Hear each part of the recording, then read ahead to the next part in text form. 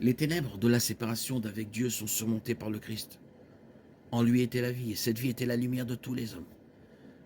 La lumière brille dans les ténèbres, et les ténèbres n'ont pas vaincu. Jean 1, 4, 5.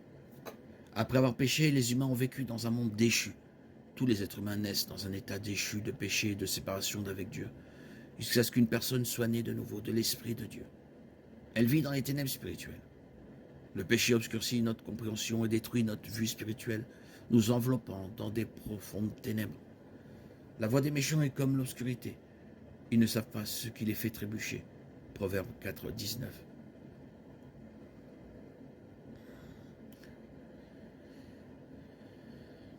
Moïse compare cet état de péché et de désobéissance à un tâtonnement, comme un aveugle dans l'obscurité, Deutéronome 28, 29.